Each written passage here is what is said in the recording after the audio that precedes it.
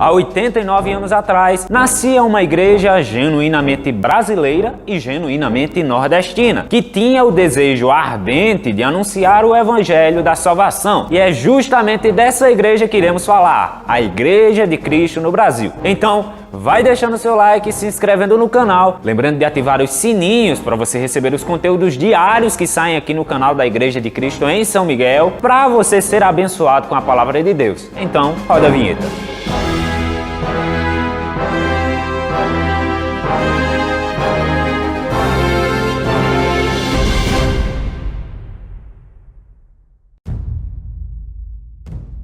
A Igreja de Cristo no Brasil vai ser fundada no dia 13 de dezembro de 1932, lá na cidade de Mossoró, no Rio Grande do Norte. Ela foi fundada por um grupo de ministros ex-assembleanos e é de fato a primeira igreja brasileira, nordestina e genuinamente brasileira pentecostal.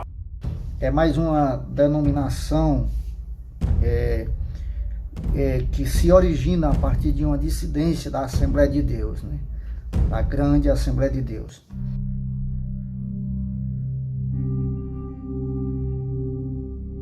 Houve duas divergências doutrinárias entre dois ministros da Assembleia de Deus, Samuel Nistron e Gunnar Vigris, a respeito da salvação por meio de esforços próprios e a segurança eterna do crente genuíno. Eles dois se separaram pouco tempo depois, quando Gunnar Vigris vai para o Rio de Janeiro, na cidade de Petrópolis, e lá vai fundar o jornal Som Alegre e o Inário, que hoje é conhecido como Saltérios. Infelizmente, hoje é muito difícil você encontrar um saltério, mas se você pesquisar bem, talvez você encontre.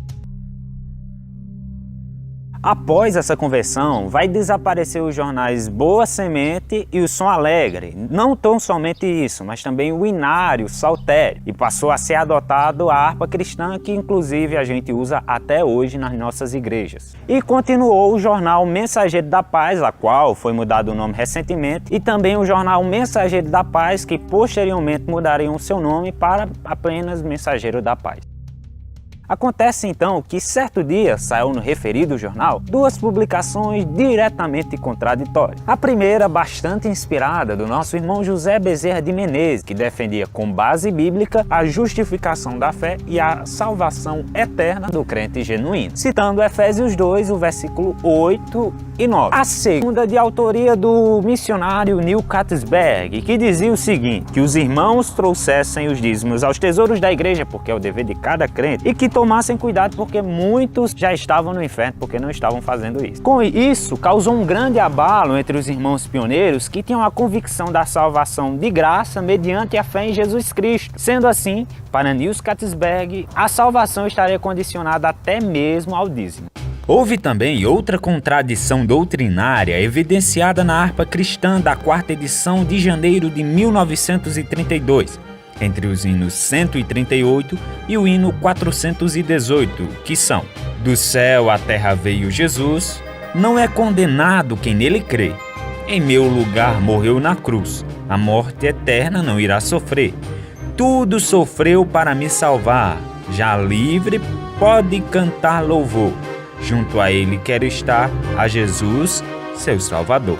Neste hino está claro a salvação eterna do crente genuíno em Jesus Cristo. Agora vejamos o hino 418. Na última estrofe, o hino admite que há a possibilidade de se perder a salvação, contrariando a mensagem de segurança eterna mencionada no outro hino acima. Então, vejamos. Ó, aleluia, já está perto o dia da restauração. Alerta, alerta, irmãos queridos, para não perderes a salvação. Jesus nas nuvens voltará e para si nos levará. Que esse é o principal, né? Que foi o motivo doutrinário. Na época, um grupo de obreiros de Mossoró creram na doutrina da salvação incondicional e se juntaram para estudar esse assunto, para discutir, para tentar levar esse assunto para discussão nas plenárias da Assembleia de Deus. Quer dizer, eles passaram a acreditar que o crente genuíno não perde a salvação. E tiveram uma rejeição na liderança da Assembleia de Deus quanto a essa discussão. A Assembleia de Deus se recusou a discutir esse assunto. Com essas publicações, ferindo gravemente a doutrina da salvação pela graça mediante a fé em Jesus Cristo, um bom grupo de irmãos, liderados pelos pioneiros da Igreja de Cristo, elegeram à frente do movimento o pastor Manuel Higino de Souza para escrever uma carta para o missionário Neil Catisberg, pedindo para que ele marcasse uma reunião aonde ele achasse melhor para ser debatido a respeito dessa doutrina e a respeito desse impasse doutrinário, vamos dizer assim. Então, eles enviaram uma carta até um missionário que, além de demorar, a resposta foi negativa. Então, aquele grupo de irmãos decidiram se reunir e estudarem mais a fundo a respeito dessa doutrina. Então, eles combinaram com todos os irmãos que tinham o mesmo pensamento para estudarem mais a fundo esse assunto dentro da Bíblia. Então, eles jejuaram de maio até 13 de dezembro de 1932. E foi nesse momento que a carta do missionário Neil chega até os irmãos, quebrando das expectativas de todos. Ele diz que está de acordo com a salvação condicional e que os irmãos que estivessem aborrecidos poderiam sair para onde quisessem. E foi diante desse impasse e por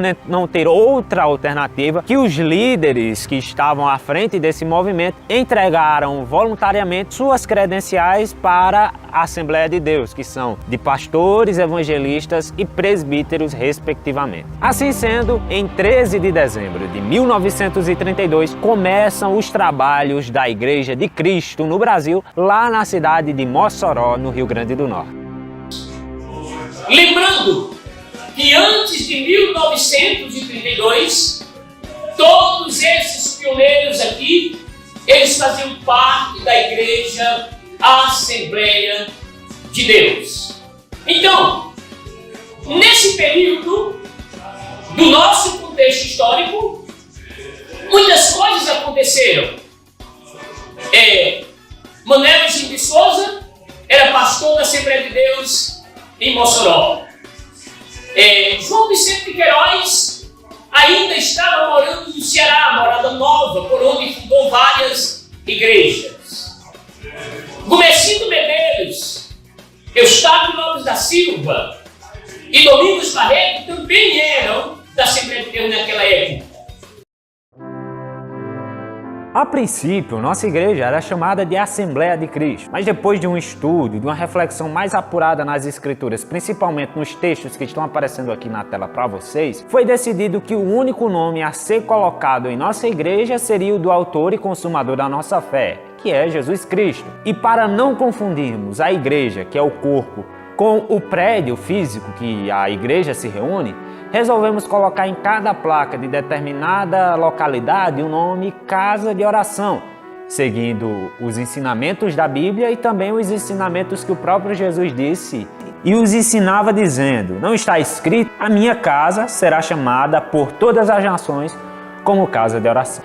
Resumidamente, foram definidos alguns pontos doutrinários da nossa igreja, que são esses: salvação eterna do crente genuíno pela graça de Deus, sem concurso do mérito próprio, o governo teocrático congregacional que emana de Deus e a Igreja de Cristo única, invisível, que é o seu corpo místico. Estas estão definidas na base de fé doutrinária da nossa igreja. E desde então, 89 anos depois, a Igreja de Cristo continua firme, continua disposta, ininterrupta a anunciar o Evangelho de Jesus Cristo a todas as nações. Como diz nosso hino, farol que alumia as nações é a Igreja de Cristo. E com isso, nós levamos milhares e milhares de almas a conhecer o Evangelho da salvação de Jesus Cristo. A Igreja de Cristo no Brasil é uma obra genuinamente brasileira. Nossos vínculos eclesiásticos fora e dentro do Brasil são apenas de ordem espirituais, com todas as igrejas consideradas evangélicas.